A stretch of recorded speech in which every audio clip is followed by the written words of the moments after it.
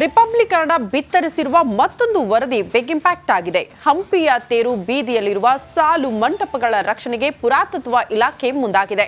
ಸ್ಮಾರಕಗಳ ರಕ್ಷಣೆಗೆ ಹೆಜ್ಜೆ ಇಟ್ಟಿದೆ. ಈ ಕುರಿತ ಸ್ಪೆಷಲ್ ರಿಪೋರ್ಟ್ ಇಲ್ಲಿದೆ.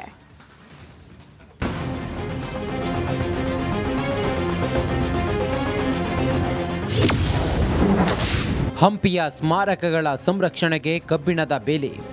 ಕಳೆದ ತಿಂಗಳು ಸುರಿದ ನಿರಂತರ ಮಳೆಗೆ ಹಂಪಿಯಲ್ಲಿ ಅವಾಂತರವೇ ಸೃಷ್ಟಿಯಾಗಿತ್ತು.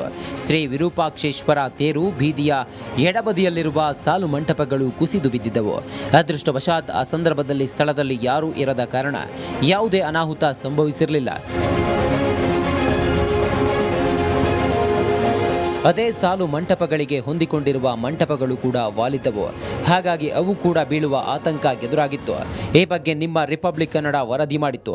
ಕೂಡಲೇ ಎಚ್ಚೆತ್ತ ಪುರಾತತ್ವ ಇಲಾಖೆ ದುಸ್ಥಿತಿಯಲ್ಲಿರುವ ಸಾಲು ಮಂಟಪಗಳ ಬಳಿಗೆ ಯಾರೂ ಹೋಗದಂತೆ ಬೇಲಿ ಅಳವಡಿಸಿದೆ. ತೇರು ಬೀದಿಯಲ್ಲಿರೋ ಸಾಲು ಮಂಟಪಗಳ ಬಳಿಗೆ ಪ್ರವಾಸಿಗರು ಹೋಗದಂತೆ ತಡೆಯಲು ರಸ್ತೆಯ ಬದಿಯಲ್ಲಿ ಬೇಲಿ ಅಳವಡಿಸುವ ಕಾರ್ಯ ನಡೆಯುತ್ತಿದೆ. ಈಗಾಗಲೇ ಬಹುತೇಕ ಕೆಲಸ ಮುಕ್ತಾಯಗೊಂಡಿದ್ದು, ಸಾಲು ಮಂಟಪಗಳ ಬಳಿಗೆ ಜನರು ಹೋಗದಂತೆ ತಡೆಯಲು ಭದ್ರತಾ ಸಿಬ್ಬಂದಿಯನ್ನ ನಿಯೋಜಿಸಲಾಗಿದೆ.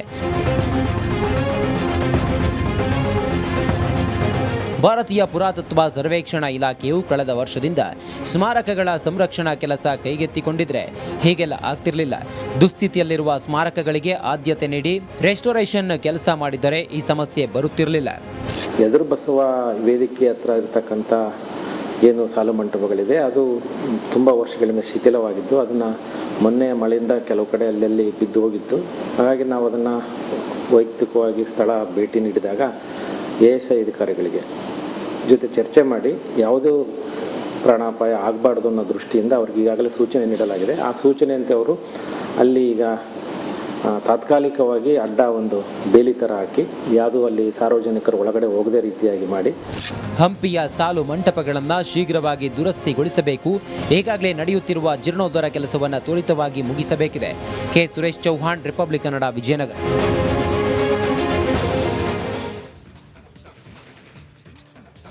ಅದು ಬಡ ರೋಗಿಗಳಿಗೆ ಚಿಕಿತ್ಸೆ ನೀಡುವ ಆಸ್ಪತ್ರೆ. ಉಚಿತ ಹಾಗೂ ಗುಣಮಟ್ಟ ಚಿಕಿತ್ಸೆ ದೊರೆಯುತ್ತೆ ಅಂತ ಜಿಲ್ಲೆಯ ಬಡ ಹಾಗೂ ಮಧ್ಯಮ ವರ್ಗದ ಜನ ಬರುವ ಇಮ್ಸ್ ಆಸ್ಪತ್ರೆ. ಚಿಕಿತ್ಸೆಗೆ ಬರುವ ರೋಗಿಗಳು ಮಾತ್ರೆ ಮರೆತು ಬಂದರೂ ಕುಡಿಯುವ ನೀರು ಮರೆತು ಬರುವ ಹಂಗಿಲ್ಲ. ಕೈಯಲ್ಲಿ ನೀರು ಹಿಡಿದುಕೊಂಡೇ ಆಸ್ಪತ್ರೆಗೆ ಬರಬೇಕಾದ ಸ್ಥಿತಿ ನಿರ್ಮಾಣಗೊಂಡಿದೆ. ಯಾಕೆ ಅಂತೀರಾ? ಈ ಸ್ಟೋರಿ ನೋಡಿ.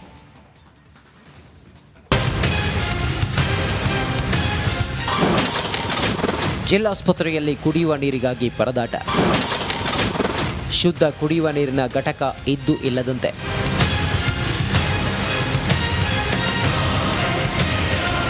ಕೈಯಲ್ಲಿ ನೀರಿನ ಬಾಟಲ್ ಹಿಡಿದು ನಿಂತಿರುವ ಜನರು. ಮತ್ತೊಂದೆಡೆ ಕೆಟ್ಟಿರುವ ಶುದ್ಧ ನೀರಿನ ಘಟಕ. ಹೌದು, ಯಾದಗಿರಿಯ ಜಿಲ್ಲಾಸ್ಪತ್ರೆಯಲ್ಲಿ ಕುಡಿಯೋಕೆ ನೀರಿಗಾಗಿ ರೋಗಿಗಳು ಪರದಾಡ್ತಿದ್ದಾರೆ. ನಗರದ ಹೊರವಲಯದಲ್ಲಿ ಕೋಟ್ಯಾಂತರ ರೂಪಾಯಿ ವೆಚ್ಚದಲ್ಲಿ ನೂತನ ಆಸ್ಪತ್ರೆ ನಿರ್ಮಿಸಲಾಗಿದೆ. ನಿತ್ಯ ಸಾವಿರಾರು ಜನ ಬಡ ರೋಗಿಗಳು ಬರ್ತಾರೆ. ಆದರೆ ಆಸ್ಪತ್ರೆಯಲ್ಲಿ ಕುಡಿಯೋ ನೀರಿಗಾಗಿ ಪರದಾಡುವ ಸ್ಥಿತಿ ಇದೆ.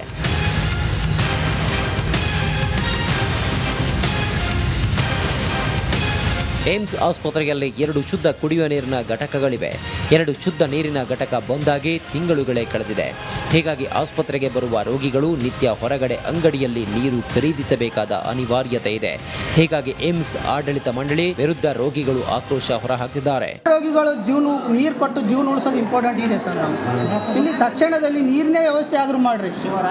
ಆ ನೀರು ಕುಡಿದು ಒಂದು ಸ್ವಲ್ಪ ಜೀವನನ ಆಯರಿಸ್ಕೊಂಡು ಹೋಗ್ತಾರೆ ಅಂತ ನನ್ನ ಮನವಿ ಸರ್. ನಾವು ನೀರು ಇಲ್ಲಿ ಶಾಪ್ಗಳಲ್ಲಿ ರೊಕ್ಕ ಕೊಟ್ಟು ಖರೀದಿ ಮಾಡಿದ್ವಿ.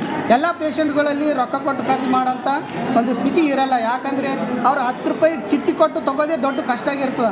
ಅಂಥ ಸಮಯದಲ್ಲಿ ಕುಡಿಯುವ ನೀರಿಗೆ ಎಲ್ಲಿ ರೊಕ್ಕ ಕೊಟ್ಟು ತಗೋತಾರೆ ಸರ್? ಎಲ್ಲಿಯಾದರೂ ಒಂಡು ನೀರು ಅವು ನೀರು ಕುಡಿದು ಅದರಿಂದ ಮತ್ತಿಟ್ಟ ರೋಗಗಳು ಬರುವಂಥ ಪರಿಸ್ಥಿತಿ ಆಗ್ತದೆ. ಇನ್ನು ಆಸ್ಪತ್ರೆಯಲ್ಲಿ ಕುಡಿಯುವ ನೀರಿನ ಘಟಕ ಬಂದ್ ಆಗಿರೋ ಬಗ್ಗೆ ಪ್ರತಿಕ್ರಿಯೆ ನೀಡಿರುವ ಜಿಲ್ಲಾ ಸರ್ಜನ್ ಹಾರಿಕೆ ಉತ್ತರ ನೀಡಿ ಜಾರಿಕೊಳ್ಳಲು ಯತ್ನಿಸಿದ್ದಾರೆ. ಗ್ಲಾಸ್ ವರ್ಕ್ ಎಲ್ಲ ಡ್ಯಾಮೇಜ್ ಆಗಿದೆ, ಅದರಿಂದ ಪೈಪ್ಲೈನು ಡ್ಯಾಮೇಜ್ ಆಗಿದೆ. ಸೊ ನಮ್ಮ ಹತ್ರ 2 ಆರ್ ಒ ವಾಟರ್ಸ್ ಇದೆ, ಆರ್ ಒ ಸಿಸ್ಟಮ್ಸ್ 2 ಇವೆ. ಅದರಲ್ಲಿ ಒಂದು ಫಂಕ್ಷನಲ್ ಇದೆ, ಒಂದು 4 ದಿವಸದಿಂದ ಕೆಟ್ಟು ಹೋಗಿದೆ. ಅಂದರೆ ಬಿಕಾಸ್ 3rd ಫ್ಲೋರ್ ಮತ್ತು 4th ಫ್ಲೋರ್ ನಮ್ಮ ಹಾಸ್ಪಿಟಲ್ ಬಿಲ್ಡಿಂಗ್ ಕನ್ಸ್ಟ್ರಕ್ಷನ್ ನಡೆದಿದೆ. Because so many departments separate department wise ಮಾಡ್ತಾ ಇದ್ದಾರೆ.